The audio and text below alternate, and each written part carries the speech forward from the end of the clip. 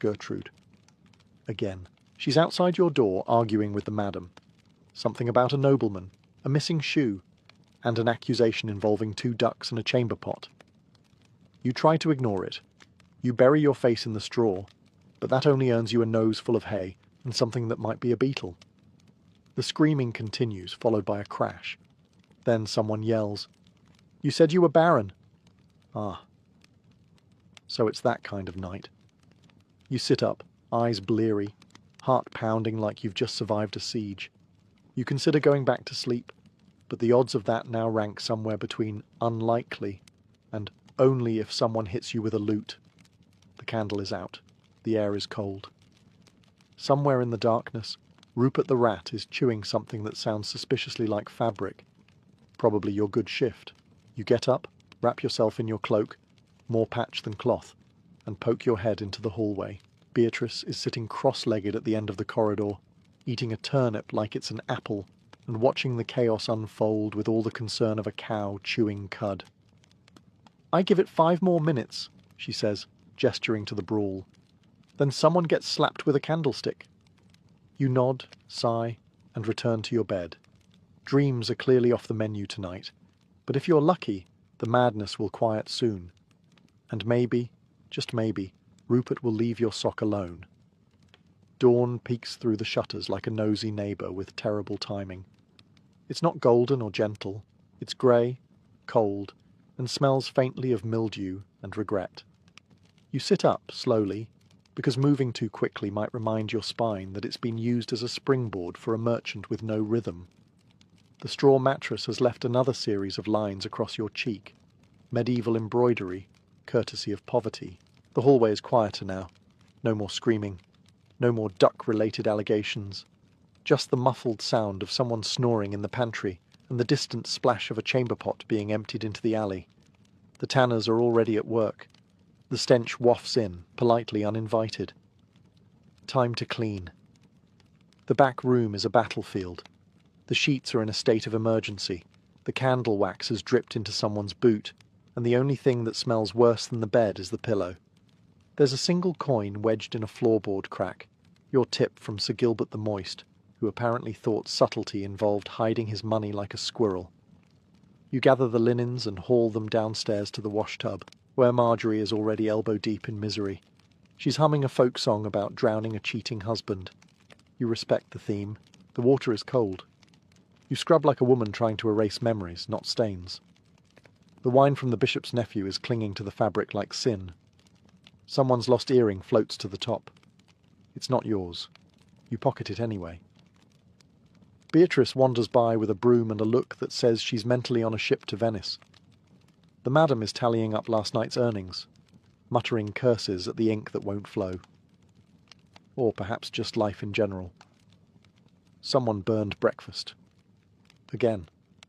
The bread is hard enough to qualify as a weapon. By the time you're done scrubbing, your fingers are numb, and your soul has officially detached for a brief vacation. You hang the linens on a line that's seen more flapping than a flock of pigeons during mating season. The sun rises higher. The city begins to stir. Another day looms. You look at the beds, now cleanish. The floor, mostly swept. Your face in a cracked mirror.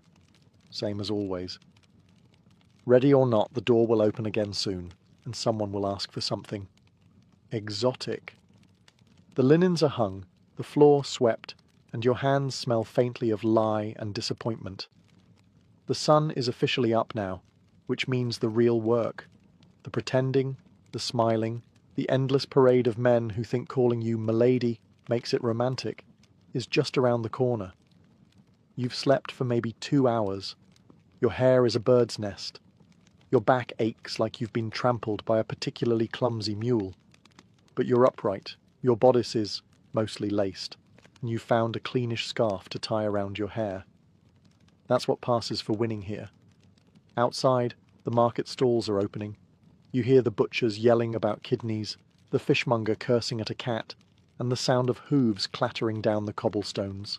Life in the city continues, oblivious, chaotic, and oddly comforting in its predictability. Inside, The brothel smells like stale beer, candle wax, and lemon peel someone shoved in a corner to trick the nose. The madam is barking orders with the energy of someone who's had too much vinegar and not enough sleep. Gertrude is snoring in a chair, head tilted at an angle that suggests mild possession. Beatrice is poking at her latest flea bite, like it personally insulted her. You eat a crust of bread with hard cheese and a fig that's seen better centuries. You sip something warm that might be tea, or might be yesterday's water reheated with hope. It burns your throat. You drink it anyway. And then you do the one thing they never expect from a woman like you. You laugh. Just once, quiet and sharp, at the absurdity of it all. At the bishop's nephew and the knight in muddy armour. At the merchant with molasses and the man who paid you in poultry. At Rupert the rat and your poem that caught fire.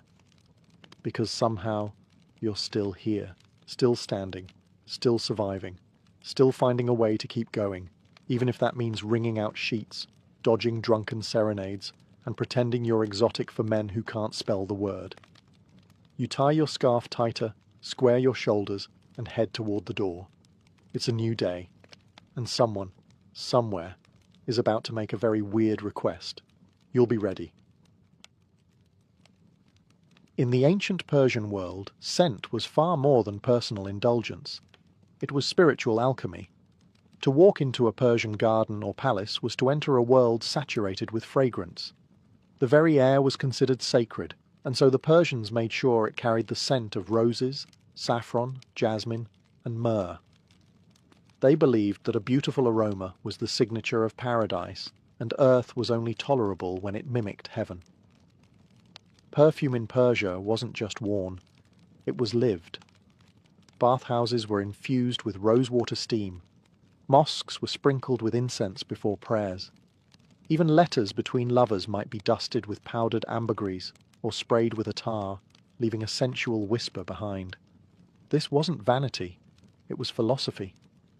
Persians believed that the human soul was influenced by what the body absorbed, and that included smell. A good scent could calm the nerves, inspire poetry, or draw the attention of angels. A bad scent, meanwhile, was considered a moral failing. What's often forgotten in the West is that long before the French developed Chanel No. 5, the Persians had already mastered the art of distillation. They didn't just crush flowers and hope for the best. They engineered early alembic stills, devices that used heat and condensation to extract the essence of plants. The father of this technique? Avicenna, the legendary Persian polymath. His method for extracting rose essence laid the groundwork for modern perfumery. But fragrance wasn't just the domain of scientists and royalty. Street vendors sold small vials of rose oil and orange blossom water. Travelling merchants carried musk from Tibet and frankincense from Arabia. It was a sensual economy, built not just on luxury, but on the Persian philosophy that beauty and scent were necessary for a balanced life. To the Persians, fragrance wasn't an accessory.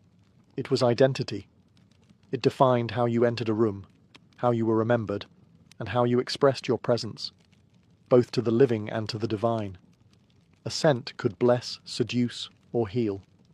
And if your perfume lingered in the air long after you'd left, that wasn't just chemistry. That was immortality. If there's one scent that defines Persian perfumery, it's rose. Specifically, the damask rose, cultivated in the mountainous regions of Iran for centuries. But Persians didn't simply crush petals and rub them on their skin.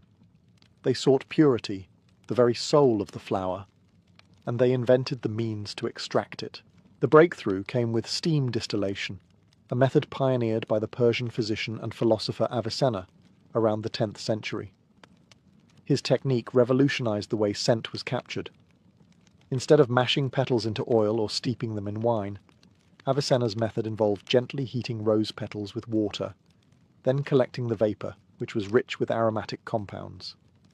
That vapour condensed into rosewater, golab, a fragrant elixir that soon became one of Persia's most precious exports. Rosewater wasn't just for perfuming the body. It was sprinkled in homes, poured into fountains, used in food and drink, and even offered to guests as a sign of welcome. It cooled the skin, refreshed the spirit, and was believed to protect against disease, both physical and spiritual. In Sufi mysticism, rosewater symbolized divine love, and its use in ritual cleansing ceremonies echoed this deeper meaning. But rose wasn't the only star. The same distillation method was used to extract the essence of orange blossoms, jasmine, lavender, and even bitter herbs. The goal was always the same: to create a scent that could do more than smell good. It had to speak to the heart, uplift the soul, and bring the body into balance. This process wasn't a quick job either. Harvesting roses had to be done at dawn, when the petals were richest in oils. Workers, often entire families, would gather the blossoms by hand, and within hours they were loaded into copper stills. The distillation itself was a slow, meditative task, more sacred than industrial. Persian cities like Kashan, Shiraz, and Isfahan became legendary for their perfume artisans. Travellers came from as far as India, Byzantium, and the Arab world to witness the rose festivals and buy pure attars. Some would swear that a single drop of Persian rose oil on a silk handkerchief could retain its fragrance for decades. Persians didn't just bottle scent. They bottled emotion, memory, and beauty itself. To the Persians, fragrance was more than pleasure. It was prayer. From royal ceremonies to everyday devotions, scent played a central role in rituals both sacred and secular. The air of a Persian home wasn't complete without a gentle haze of oud smoke, frankincense, or myrrh curling through the halls like invisible silk. And this wasn't just to impress guests. It was believed that pleasant aromas could summon divine favour and ward off evil. In Zoroastrianism, the dominant religion of ancient Persia before the Islamic period, fragrance was an offering to Ahura Mazda, the supreme god. Fires were kept burning in temples, not only for light and warmth, but for purification. Into these flames, priests would throw bundles of fragrant woods and herbs, sandalwood, thyme, and storax resin, to sanctify the space and carry prayers upward. The smoke was considered a holy vehicle, transporting the faithful's words to the divine. When Islam took root in Persia, the role of scent only deepened. The Prophet Muhammad himself praised perfume as one of life's blessings, and Persian scholars and traders quickly became masters of incense blending. Mosques were perfumed before Friday prayers, and personal hygiene, including the use of fragrance, became both a spiritual and social duty.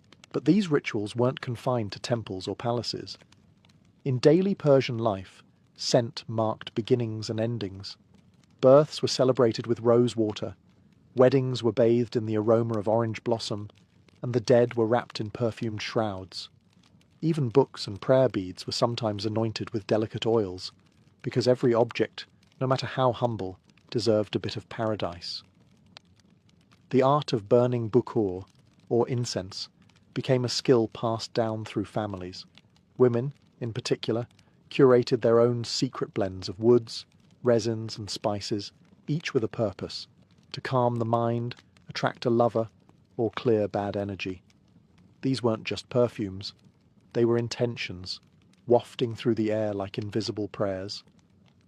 So whether through rosewater sprinkled at dawn or sacred smoke drifting through a twilight courtyard, the Persians didn't just fill their lives with scent. They wove fragrance into the very fabric of time. In the courts of Persian kings, perfume wasn't just elegance, it was politics.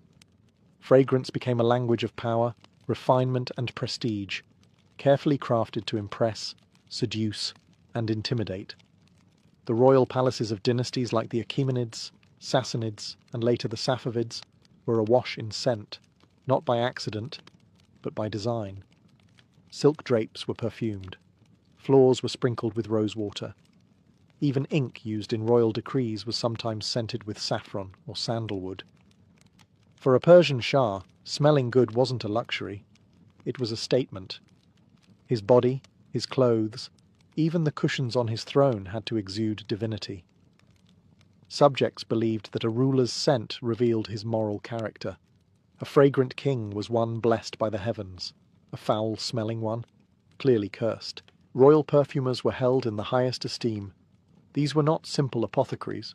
They were chemists, poets, and confidants. They worked behind thick velvet curtains, surrounded by crushed petals, copper stills, and scrolls of ancient formulas. Their job was to compose signature scents for each member of the royal family, subtle enough to seem natural, but powerful enough to leave an impression after just one encounter.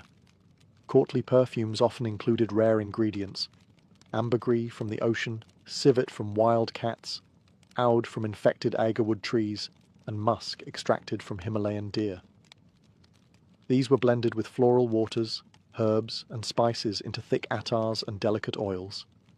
The finished products were stored in jewel-encrusted bottles, hidden in chambers as guarded as royal treasures. Perfumed gifts were also part of diplomacy. Persian ambassadors would present foreign courts with vials of exotic scents, wrapped in silk and tied with golden thread. It was a gesture of sophistication and subtle dominance. Here, the gift seemed to say, is a whiff of civilization. But the crown jewel of Persian court fragrance was the Rose Festival of Kashan. During this annual event, court ladies would walk through the rose fields at dawn, gathering blooms for fresh distillation. The rose water from this ceremony would be reserved for the royal household, and a vial might be worth more than gold. In Persian court life, fragrance didn't just sweeten the air. It defined identity, demonstrated power, and cloaked ambition in the delicate veil of flowers. In Persian poetry and romance, scent was the first kiss. Before a lover spoke, their presence was known by the fragrance that arrived ahead of them, a trail of jasmine, rose, or amber that lingered like a secret. In Persian culture, where modesty often restrained physical expression, perfume became the most intimate language of desire, and those who mastered its use could seduce without ever touching. Lovers exchanged vials of perfume the way others exchanged rings or letters. A single drop behind the ear, on the wrist, or within the folds of a veil could speak volumes. Women wore oud and jasmine oil beneath their hair to create an aura that moved with every turn of the head. Men rubbed sandalwood paste into their beards, believing it made them both irresistible and respectable. But fragrance wasn't just for dates and dalliances. It was preparation. Persian bathhouses, known as hammams, were the stage for transformation.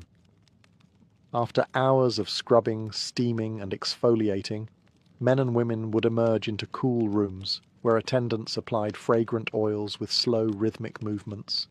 The body became a canvas for scent, rose oil for softness, civet for mystery, clove and cardamom to heat the blood.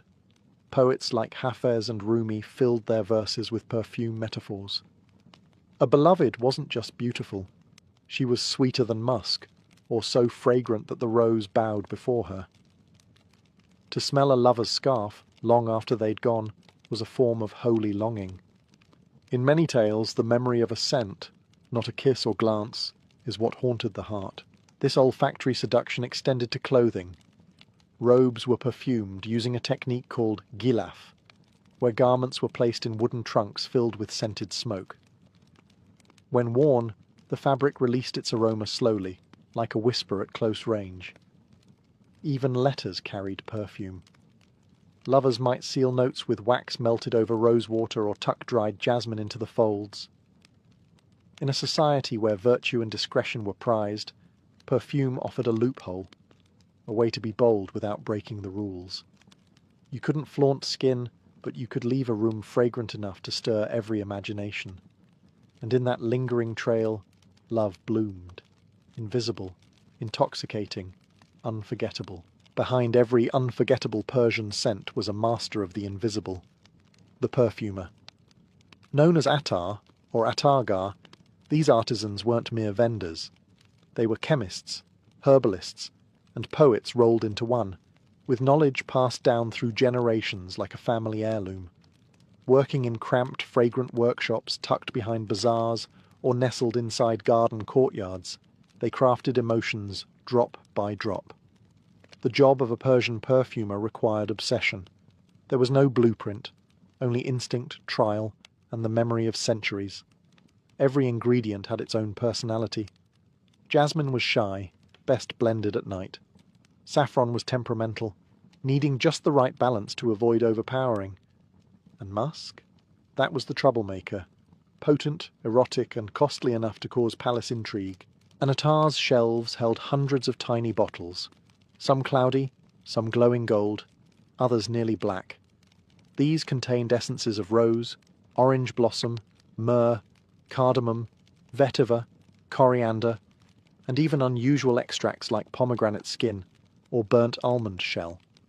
Each was labelled in delicate Persian script, with notations like good for the heart, for joy, or to attract the beloved. Creating a perfume blend was as much ritual as recipe. The perfumer might begin with a base note, something heavy and grounding like oud, and build upward with floral or spicy middle tones. The final touch? A top note designed to dazzle in the first seconds, citrus peel perhaps, or a whisper of mint. These formulas were never written down. They were remembered in the body, like a song. In some cases, a perfumer's reputation was so strong that nobles and poets commissioned custom scents, tailored to their mood, season, or current heartbreak. "Make me a perfume for forgetting," one might request. Or, "I want to smell like spring on the edge of a storm." The attar would nod, retreat behind a curtain, and begin the alchemy. The result wasn't just a smell, it was a feeling, bottled, refined, and distilled into soul. These artisans rarely signed their work, but their creations lived on long after. One drop could change the air in a room, one whiff could awaken longing. In a world where beauty fades and gold tarnishes, a good scent, crafted by the right hands, became timeless. Step into a Persian bazaar, and your senses are immediately ambushed by colour, sound, and above all, scent. The marketplace wasn't just for spices, silks, or silver. It was a living museum of perfume.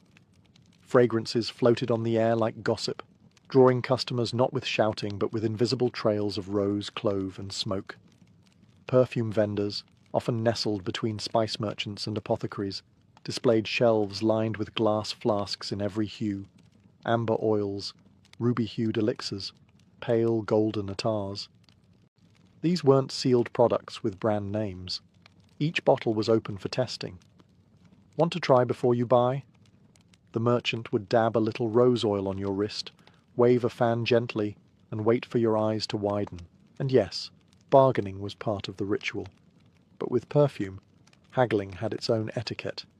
You didn't just argue price, you discussed ingredients, origin, quality, and even mood. "This one," the vendor might say, "smells like the night after rain." Another, "fit for a queen on her wedding day." You weren't buying a scent, you were buying a story. The most prestigious markets were in cities like Isfahan, Kashan, and Shiraz, each known for specific scents. Kashan had its world-famous rose water. Shiraz was legendary for orange blossom and wild herbs. Isfahan's perfumers experimented boldly, blending oud with dried apricots or cinnamon bark with violet. Local pride played a role too. Merchants would brag, "Ours is the purest, not watered down like those charlatans in Samarkand." Even travellers from afar wrote home in awe. Medieval Arabic, Indian, and even European chroniclers described Persian perfume bazaars as dreamlike, a place where perfumes were weighed like gold, and each shop felt like a shrine to luxury. But these weren't only places of commerce.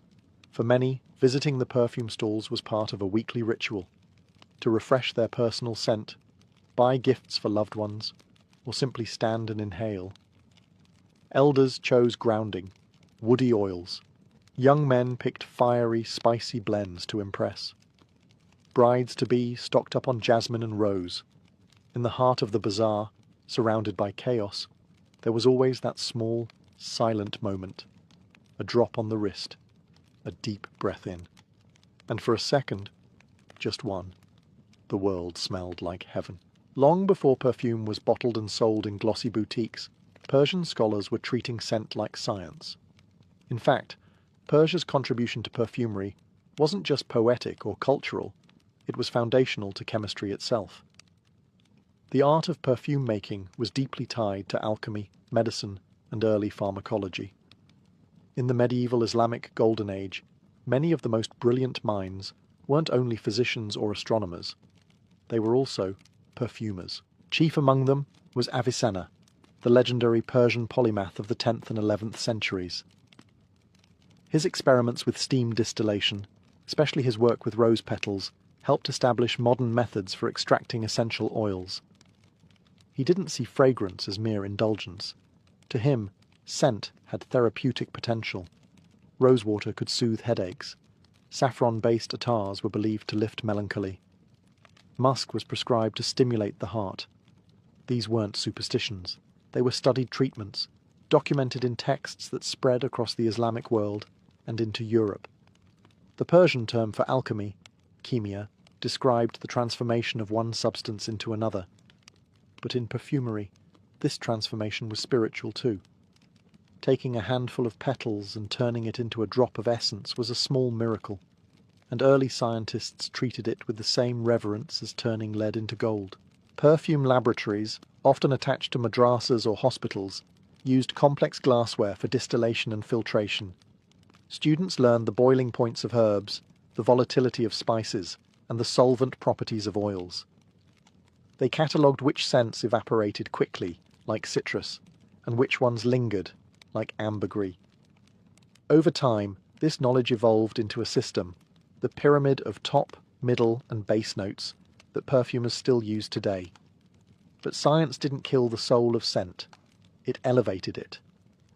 Scholars wrote that fragrance could clear the mind before prayer, or create harmony between body and spirit.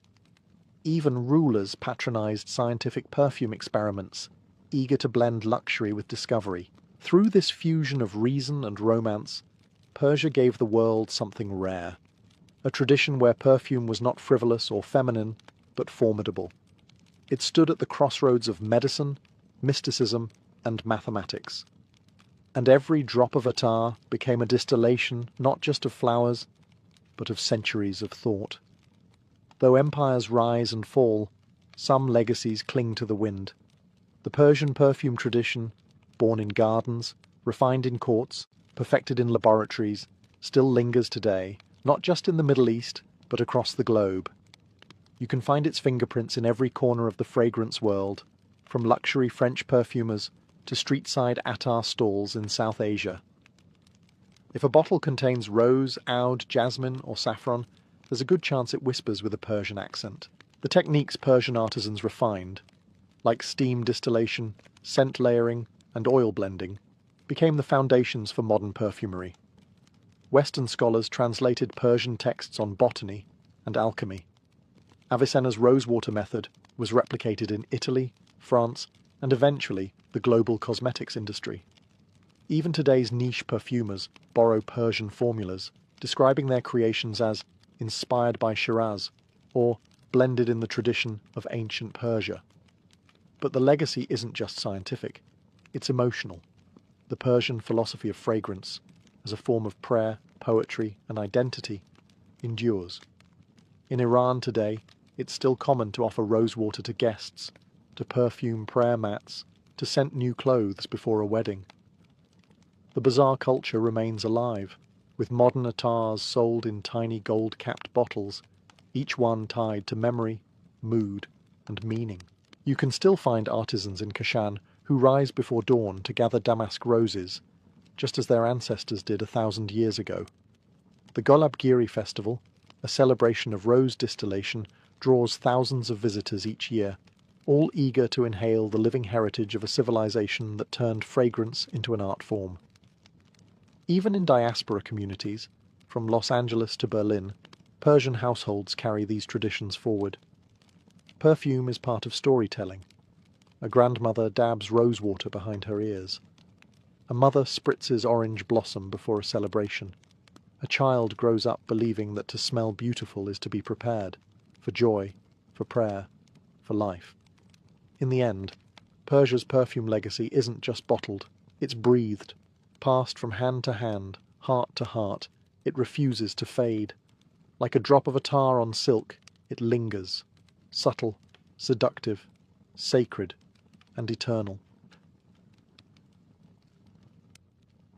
Before the baptismal waters of 988 CE, Before cathedrals and icons, the people of Kievan Rus lived in a world ruled by wind, fire, and ancient gods. Their faith was not written, but remembered, carved into wooden idols, sung around bonfires, and whispered in the rustling of trees. Religion was woven into daily life, and every force of nature had a name and personality. Lightning, that was Perun, god of thunder and war, the Slavic answer to Zeus. The earth itself, a motherly spirit, fertile and ever-watching. The forests, full of creatures, both real and imagined, that could either protect or punish. This wasn't some fringe belief system. Paganism in Kievan Rus was structured and serious. Each tribe had its own rituals and guardian deities, but some gods were universal. Perun stood at the top, worshipped especially by the military elite.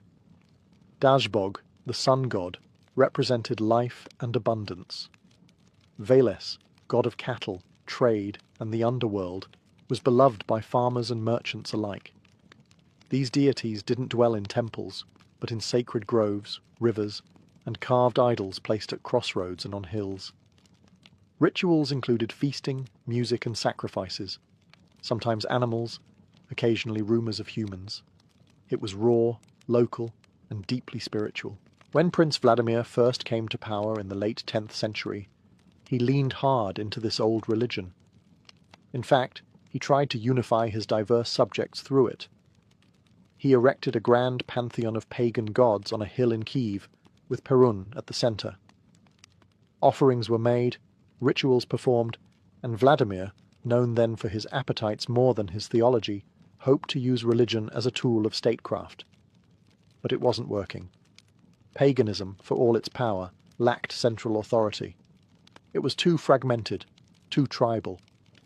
And worse, it made Kievan Rus look uncivilized in the eyes of the great empires. Byzantium, the Islamic caliphates, even the Christian kingdoms of the West. If Vladimir wanted legitimacy, trade alliances, and political prestige, he needed something more than thunder gods and goat sacrifices. So while the people sang to Perun and danced in the fields, Vladimir began to look outward, to the faiths of neighbouring superpowers, and wonder, what if the gods of old weren't enough anymore? Vladimir, long before sainthood, was the very image of a pagan prince, bold, ruthless, and insatiable. The youngest son of Sviatoslav I, a hardened warrior prince, Vladimir wasn't even supposed to rule. His early years were spent in the rugged north, governing Novgorod, a city of traders and raiders. But when civil war broke out after his father's death, Vladimir didn't hesitate. He fled into exile, rallied Norse mercenaries from across the Baltic, and returned with steel and fury. By 980 CE, Kiev was his, soaked in blood, but under his banner. The newly crowned Grand Prince was a force of nature. He ruled like a pagan god himself, erecting wooden idols to Perun, offering sacrifices, and maintaining a palace filled with concubines, by some accounts, hundreds. His personal life was legendary for its debauchery. He married repeatedly, fathered countless children, and indulged in a lifestyle the medieval chroniclers didn't even try to romanticize. They simply called him lascivious. And yet, he was also clever, calculating in his diplomacy, and aware that raw power wouldn't be enough to hold his realm together. Vladimir's challenge wasn't just uniting diverse Slavic tribes under one crown. It was that his realm sat between empires, and was vulnerable to all of them. The Byzantines to the south saw Kievan Rus as uncultured and barbaric. The Volga Bulgars, recently converted to Islam, were expanding influence through trade and missionaries. Western Latin Christendom was also watching. Vladimir understood something most of his subjects didn't. Spiritual alignment was geopolitical strategy. Religious identity wasn't just about gods, it was about prestige, literacy, trade, and legitimacy. Without it, Rus would remain a backwater of feuding chieftains and shallow alliances. With it, Vladimir could elevate his rule to imperial stature. Paganism offered no scriptures, no clergy, and no binding moral code beyond tribal loyalty. But the great religions, Christianity, Islam, Judaism, came with books, buildings, and bureaucracies. In other words, structure. And so, in the middle of his rule, this brutal, lusty warlord began to rebrand himself. Not out of guilt, not from spiritual crisis, but from ambition. The man who once sacrificed goats to thunder gods started exploring something far more calculated: salvation through empire, not piety.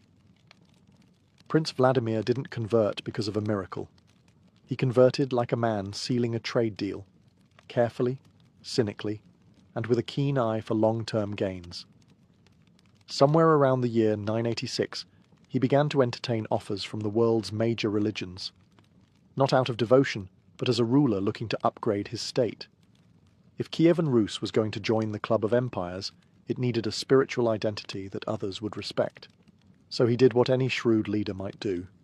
He sent out a fact-finding mission.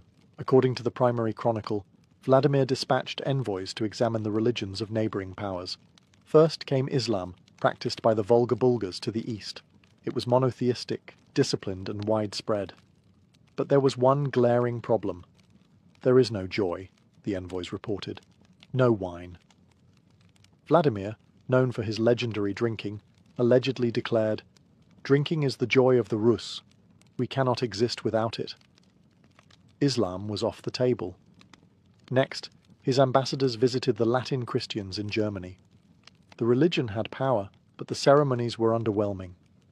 "We saw no beauty there," they said. The envoys were not impressed. Then they travelled to the Khazars, Jews who followed Mosaic law. But their lack of a homeland seemed like a bad omen to Vladimir, who dismissed the idea, asking, "If your God has rejected you, how can I worship him?" Finally, the envoys reached Constantinople. There, in the magnificent Hagia Sophia, they witnessed the Eastern Orthodox liturgy in full splendour. Incense rising, choirs echoing beneath gold mosaics, the clergy adorned like emperors. The envoys were spellbound. "We did not know whether we were in heaven or on earth," they reported back. "There, God dwells among men." This wasn't just religion. This was theatre, architecture, divine authority all wrapped into one. Orthodoxy radiated power, and the Byzantine Empire, with its rich history and formidable prestige, suddenly looked like the right horse to bet on. Vladimir was sold.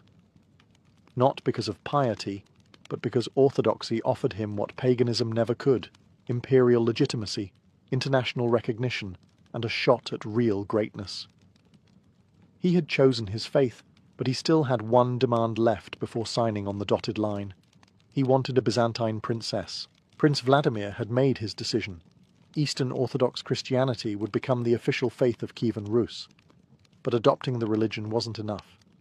He wanted something more tangible, more dynastic, a Byzantine princess, no less than the sister of the reigning emperors Basil II and Constantine VIII. Her name was Anna Porphyrogenita, and she was imperial royalty, born in the purple, a living symbol of legitimacy. There was just one problem. She was off limits. Byzantine princesses didn't marry foreign rulers. They married emperors, and sometimes not even them. To the Byzantines, Kievan Rus was still a land of axe-swinging barbarians, not worthy of their bloodline. Vladimir's request was politely declined. So naturally, he responded in the most diplomatic way possible. He invaded Crimea. In 988 CE, Vladimir launched a campaign against the Byzantine outpost of Chersonesus, near modern-day Sevastopol. The siege was brutal and effective. Once the city was under his control, he sent a clear message to Constantinople: "Give me the princess, and I'll give you your city back." It worked. The Byzantines, facing a revolt at home and desperate for military aid, reluctantly agreed to the terms. But there was a price. Vladimir had to be baptized first.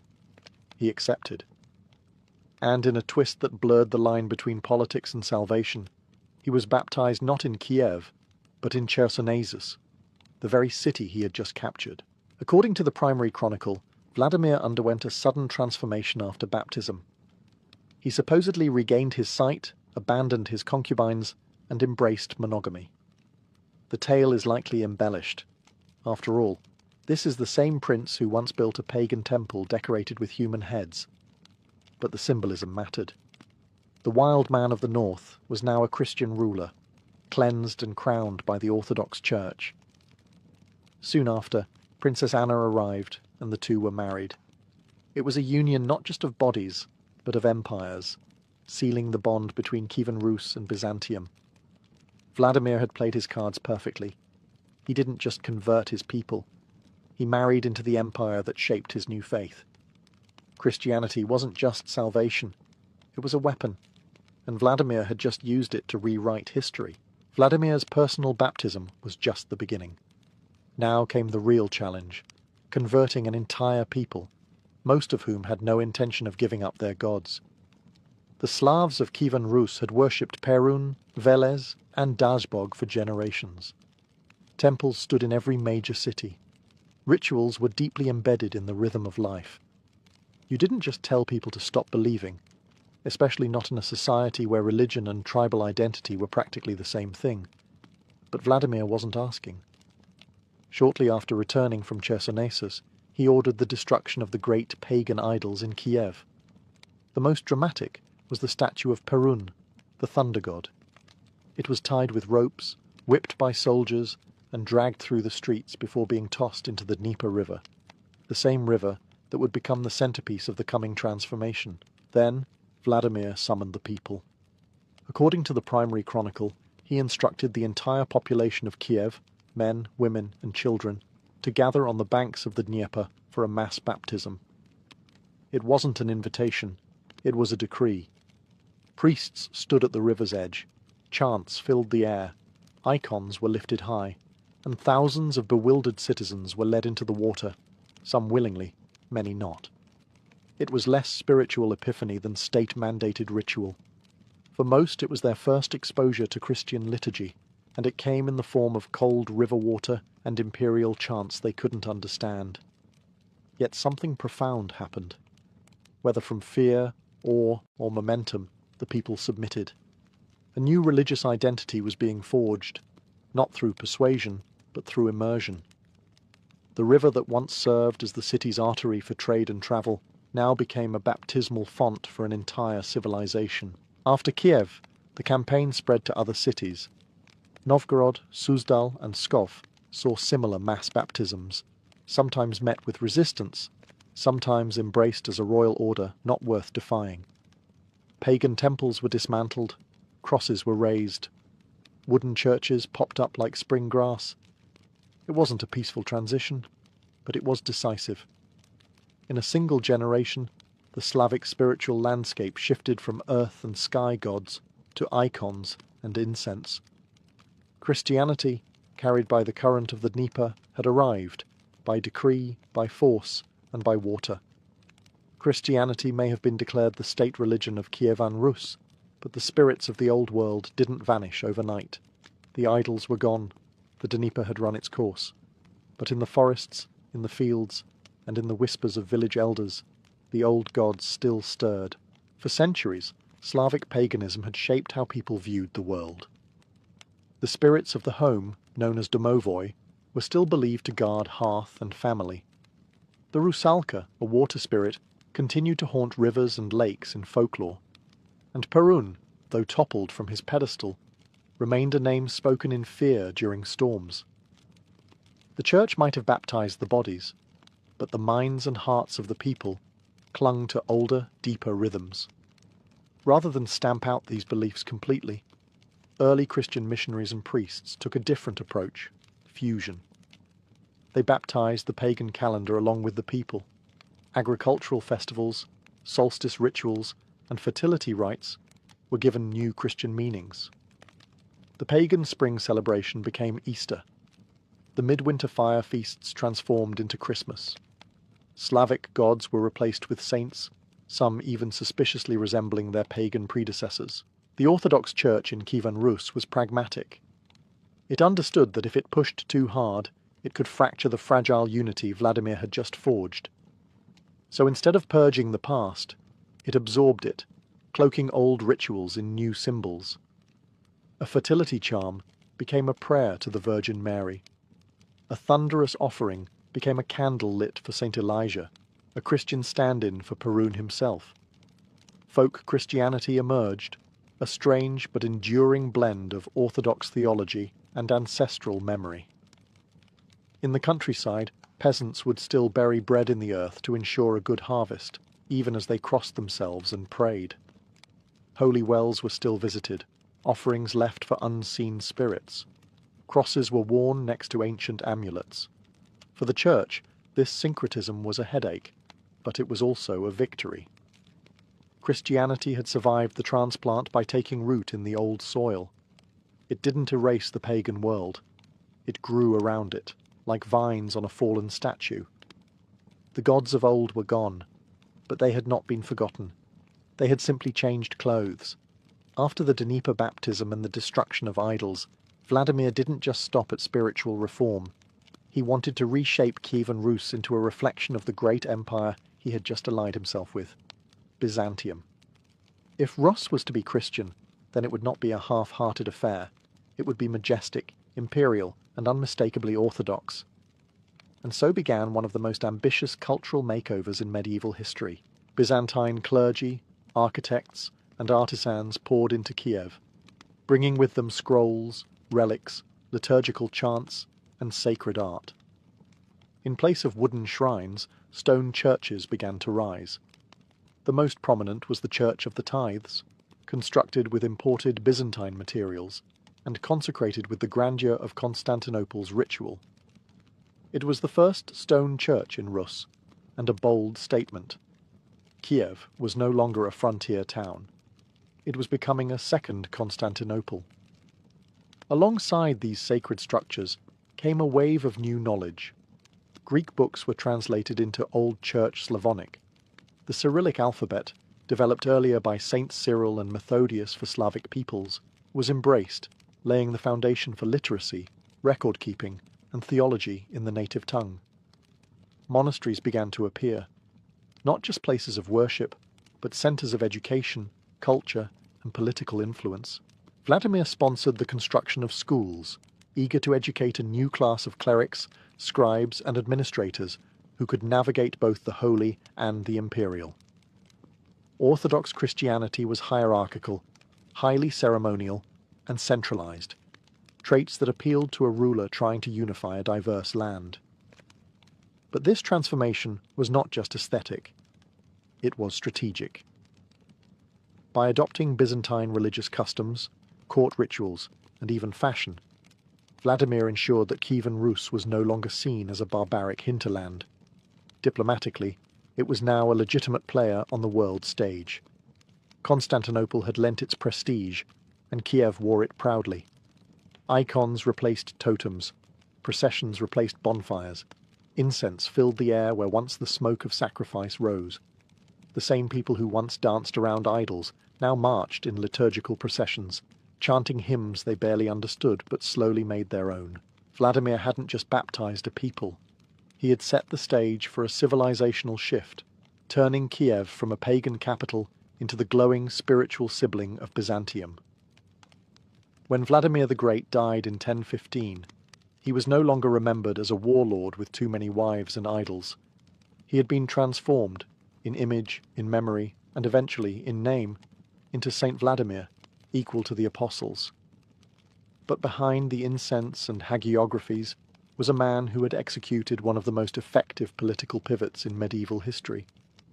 He didn't just adopt Christianity, he used it as strategy, as cement, and as a symbol. His baptism brought immediate stability. The once disjointed Slavic tribes of Rus began to see themselves as part of a greater whole, not just bound by blood, but by faith and ritual. Clergy now helped govern, just as much as military men. Monasteries acted like early bureaucratic hubs, and the idea of Tsar as God's chosen ruler, borrowed from Byzantine theology, slowly began to take root, elevating the role of prince from mere warlord to divine administrator. Vladimir's children inherited more than his crown. His son, Yaroslav the Wise, would build on his father's foundation, transforming Kiev into a beacon of culture, law, and learning. Under Yaroslav, the first legal code was written, more churches were built, and ties with Western Europe were expanded through marriage alliances and diplomacy. But none of this would have been possible without the Christian identity that Vladimir had secured. The canonization of Vladimir served both spiritual and political purposes. He became the model of a righteous, enlightened ruler, even if his early life had been anything but saintly. The Church needed a patron saint founder, and Vladimir, despite his former temple to Perun and harem of concubines, fit the mould perfectly after baptism. He had burned idols, built churches, and baptized a nation. That was enough. For future rulers of Rus, Vladimir's path became a blueprint. Align with religion to legitimize your rule. Use faith to unify. Cloak political ambition in sacred vestments. It worked for Vladimir, and it would work for his descendants all the way to the Tsars of Muscovy and beyond. His sainthood wasn't just earned in heaven, it was engineered on earth. A pagan prince became a Christian patriarch. A ruthless ruler became a religious icon. And in doing so, Vladimir ensured that his name would echo through the liturgies and legends of the Slavic world for centuries to come. The Christianization of Kievan Rus in 988 wasn't just a one-time baptism. It was the start of a centuries-long intertwining of faith and power, one that would define not only Rus, but the future of the entire Eastern Slavic world. Vladimir had planted the seed, and what grew from it would become a spiritual empire, even more enduring than the political one. The Orthodox Church became more than a religious institution. It became the soul of the state. Bishops advised princes. Monasteries held land, trained scribes, and preserved chronicles. Religious processions replaced tribal rituals. Even war banners bore crosses instead of animal totems. The very idea of what it meant to be civilized in Rus became bound to Christian identity, modelled after the great Orthodox cities like Constantinople. But this closeness came at a price. As the Church became reliant on the princes for protection, the princes in turn used the Church to reinforce their own legitimacy. This was no separation of Church and state. It was a symbiosis. Princes appointed bishops, funded monasteries, and demanded spiritual support for political decisions. In return, they were portrayed as divinely appointed, chosen by God, like Vladimir himself. Even when Kievan Rus later fragmented and eventually fell under Mongol domination, the Orthodox faith held firm. It became a cultural anchor during foreign rule, a reminder of identity in the face of devastation. While cities burned and princes submitted to khans, the Church preserved history, language, and belief. The metropolitan seat moved from Kiev to Vladimir, then to Moscow, which would one day claim the title of Third Rome. In that vision, Moscow saw itself as the heir to Constantinople, especially after the actual fall of Byzantium in 1453. The marriage of Ivan III to Sophia Palaeologina, niece of the last Byzantine emperor, symbolically transferred the imperial Orthodox mantle. And who was invoked in this new Russian Orthodox identity?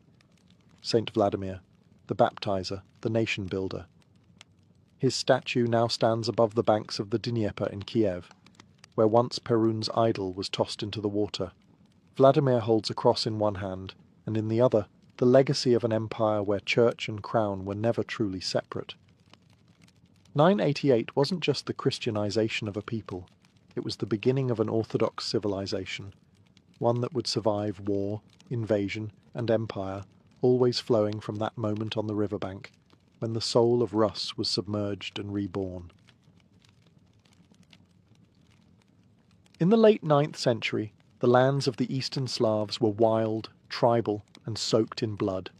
Forests stretched endlessly. Rivers served as highways and battlegrounds. Pagan gods ruled the heavens, and clan rivalries often ended with axes, not treaties. It was in this chaotic world, somewhere around the year 890, that Olga was born. Most likely in Pskov, a northern Slavic town nestled along the Velikaya River, her early life is shrouded in mystery. No chronicler wrote down her childhood deeds. But what we do know is this. Olga would become one of the most formidable women in Slavic history. At the time, the powerful Rurikid dynasty was consolidating control over the scattered Slavic tribes. Led by Norse-descended princes, this dynasty ruled over Kievan Rus, a growing confederation of city-states that thrived on trade, tribute, and terror. Around her teenage years, Olga married Igor of Kiev, the son of Rurik, the dynasty's founder. The marriage wasn't romantic, it was strategic. She became a princess, tied to a ruling elite that had one goal: dominate and unify the fragmented Slavic world under a single iron rule. But don't imagine Olga as a passive figure standing behind her husband. Even as a young consort, she observed the workings of statecraft. She travelled with Igor, saw how tribute was collected, how uprisings were crushed, how loyalty was purchased or punished. She watched how men ruled, and took mental notes. This was not a woman content with embroidery and incense. She was studying survival in a world that offered no mercy. The society around her was deeply pagan. The Slavic pantheon was full of volatile gods like Perun, the Thunderer, and Veles, the god of trade and the underworld. Superstition governed daily life.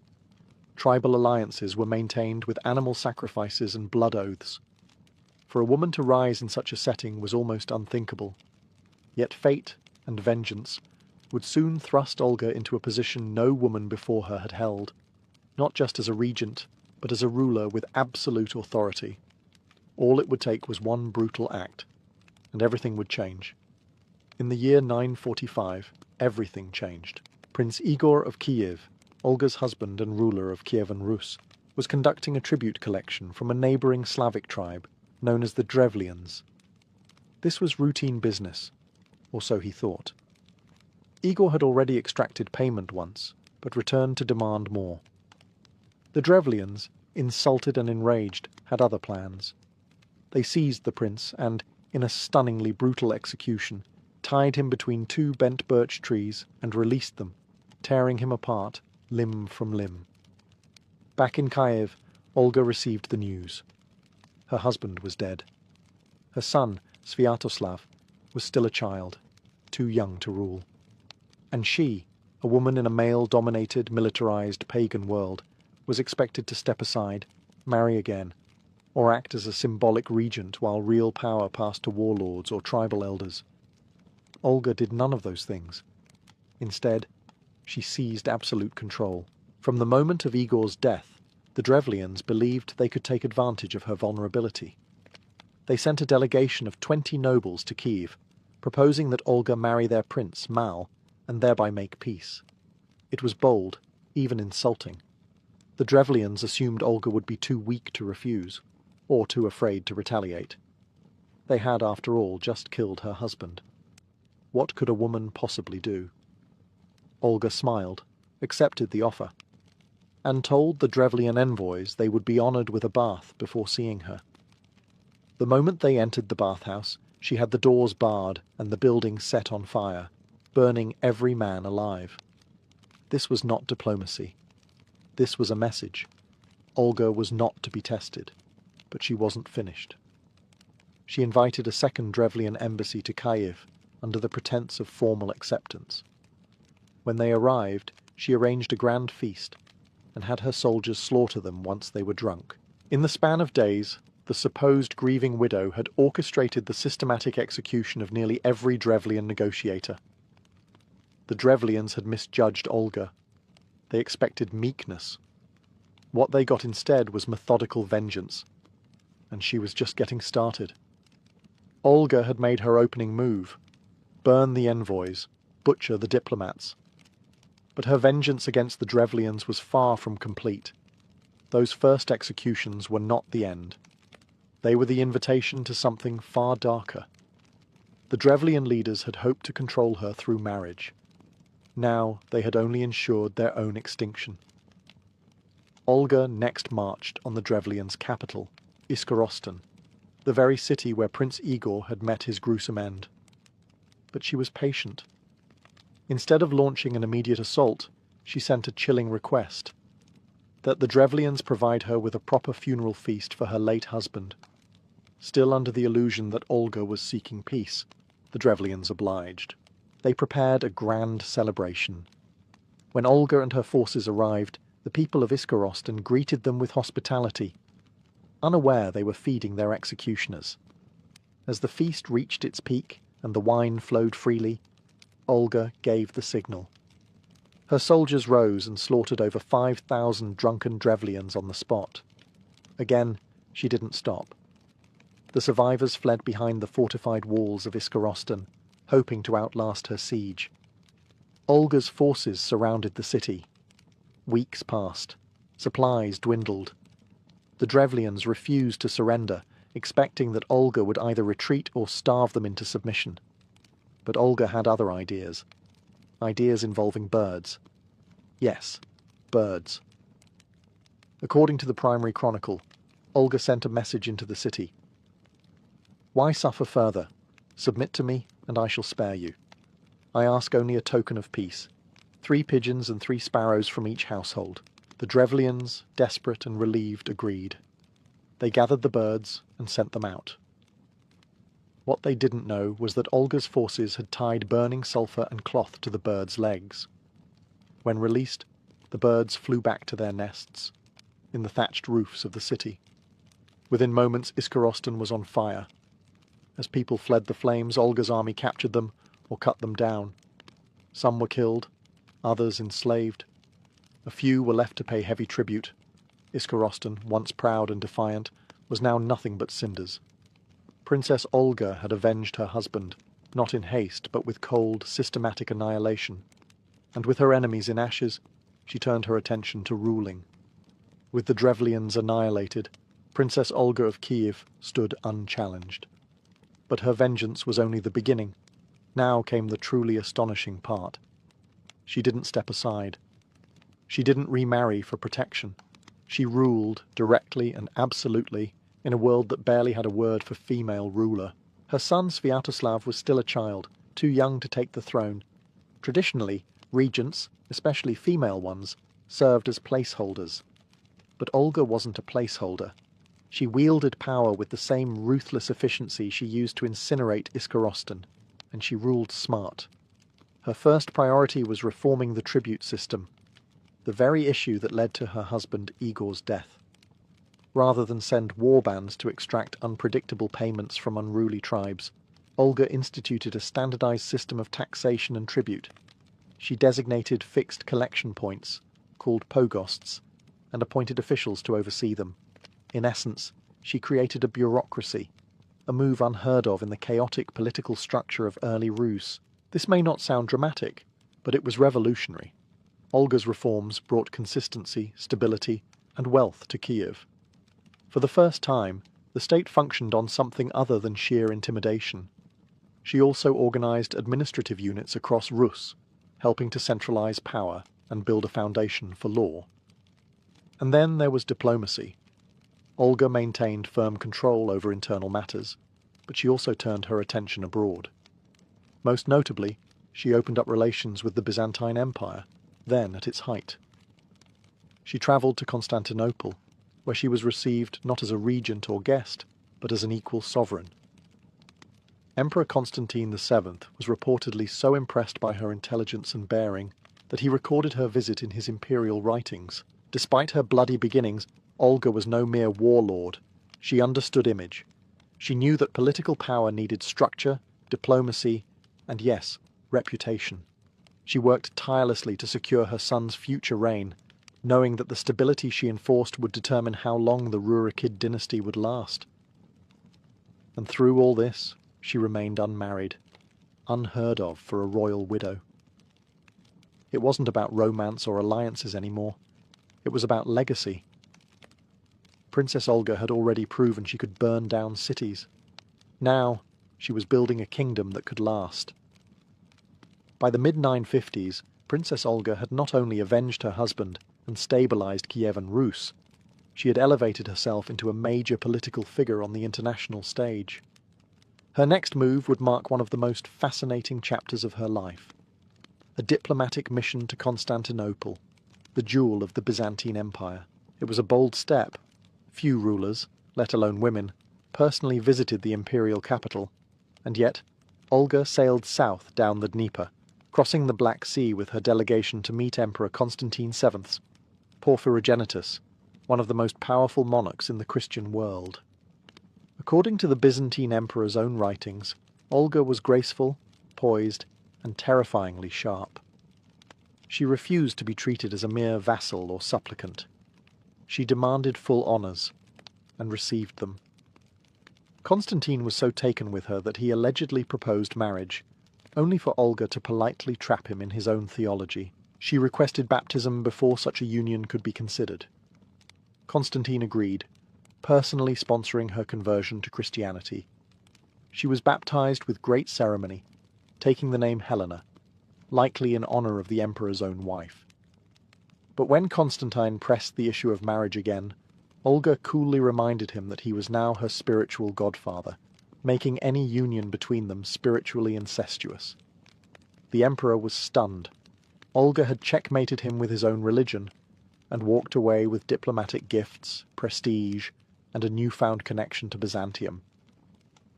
But her baptism was more than political theatre. Olga had experienced something genuine in the Christian liturgy. The values, the order, the majestic rituals.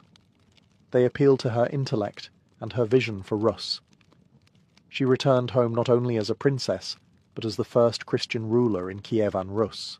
However, her people, and her son, Sviatoslav, were still deeply pagan. Olga didn't force conversion. She ruled with caution, encouraging Christianity but not imposing it. She was planting seeds, not wielding swords. In a land still ruled by thunder gods and blood oaths, Olga returned from Constantinople with a cross, a vision, and a long game in mind. And that game was just beginning. Princess Olga returned to Kiev not just as a ruler but as a Christian, a woman baptized in the grandest city in the known world. But what she came home to was not awe or enthusiasm. It was resistance.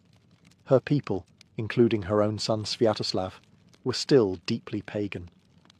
The gods of fire, thunder, and earth were alive and well in the rituals of daily life. To most of her court, Olga's new faith looked foreign, weak, even foolish. And yet she never flinched. She didn't start by building cathedrals or threatening punishment. Instead, Olga took a soft, strategic approach. She invited missionaries. She supported the construction of modest churches in Kyiv.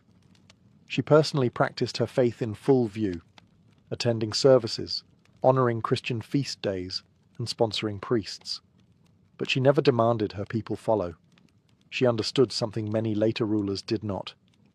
Change takes time, and timing is everything. Still, it was a lonely path. Her son, Sviatoslav, respected her authority, but refused to convert. As he matured into a military leader, he became the embodiment of the old Slavic warrior ideal, fearless, pagan, and uninterested in foreign gods. He told his mother plainly, "I do not understand the faith. Let others mock me." He tolerated her Christianity, but he would not embrace it. Even within her own household, Olga was a minority of one, and yet she didn't waver. She played the long game, trusting that the foundations she laid would one day support something bigger. She modelled Christian rulership with patience and diplomacy, not force.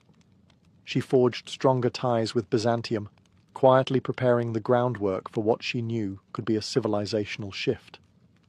In many ways, her reign as a Christian ruler in a pagan court resembled her early years of rule, calculated, careful, and fierce in its discipline. She knew that one misstep could turn her people against her, but she also knew the power of example. If she could not convert her son, perhaps one day her grandson might listen. And so Olga, the firebrand widow who once burned a city with birds, now led a spiritual rebellion not with fire, but with faith. As Sviatoslav came of age, Princess Olga gradually stepped back from direct rule. But make no mistake, her shadow still loomed large over the court. While she embraced the cross, her son marched under the banner of the old gods, and his rule was everything Olga had tried to evolve beyond. Sviatoslav was a warrior king in the purest sense. He had no interest in bureaucracy, no patience for diplomacy, and no regard for the faith his mother had imported from Constantinople. He was said to sleep on the ground, dress like his men, and wage wars with terrifying efficiency. His campaigns stretched east and south. He crushed the Khazars, fought the Volga Bulgars, and tangled with the Byzantine Empire itself. Where Olga had built systems, Sviatoslav chased glory. Where she had traded with empires, he raided them. And while Olga tried to weave Christianity into the state, Sviatoslav treated it as a distraction. Pagan rites continued. Perun was still worshipped. The Christian churches she had built stood quietly in the background, often ignored. But even amid this return to old-school rulership, Olga remained a pillar of order in the realm. She ran court matters when Sviatoslav was away at war, which was often. She maintained ties with Byzantium, preserved the treasury, and kept the capital functioning. She was no longer the sovereign, but she was still the stabilizing force behind the throne.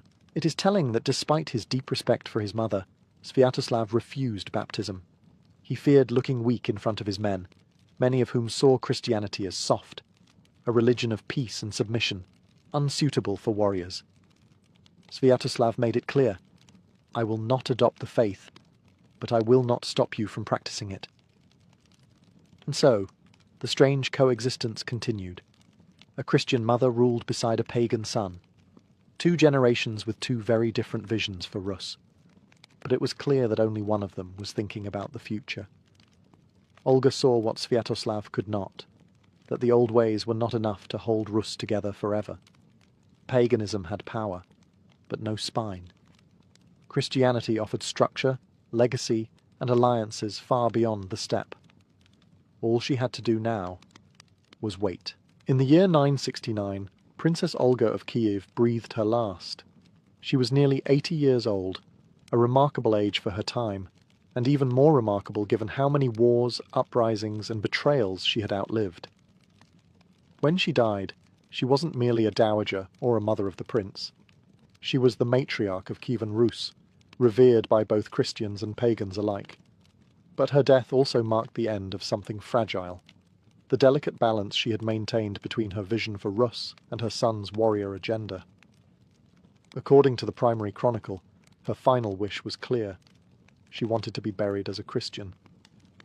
Sviatoslav honoured that request.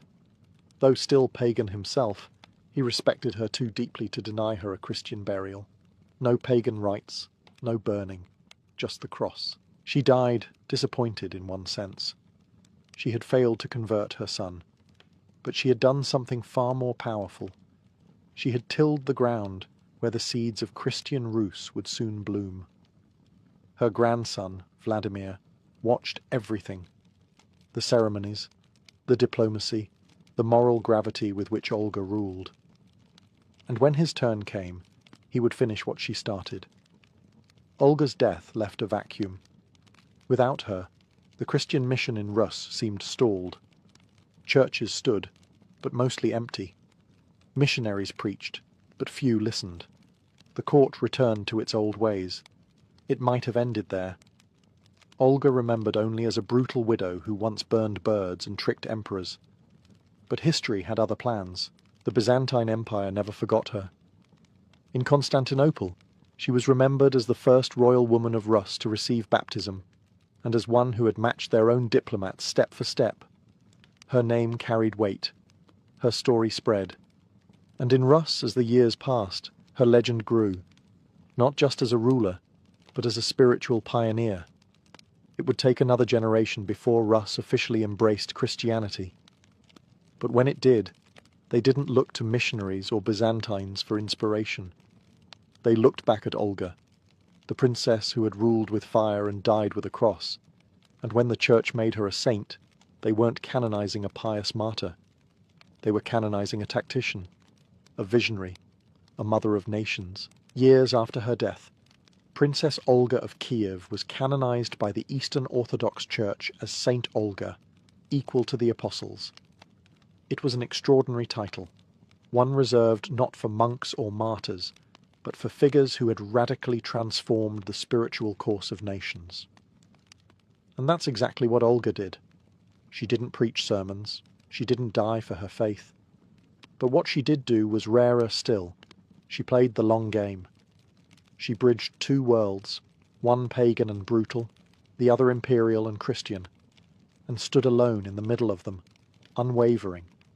Her canonization wasn't simply for her conversion. It was for her vision. Before Olga, Kievan Rus was a loosely bound land of tribal loyalties, blood feuds, and gods who demanded sacrifice. She brought structure, introducing bureaucracy, taxation, diplomacy, and long-term statecraft. She brought vengeance, yes, but it was controlled, political vengeance. When she destroyed the Drevlians, it wasn't just justice. It was a lesson. After Olga, there was no longer any question that women could rule, not just in regency, but in absolute authority. Her reign set a precedent that rippled through Slavic history. She didn't ride behind a prince. She commanded. She burned cities. She negotiated with emperors. She reshaped a state and never married again, because she didn't need to. And spiritually,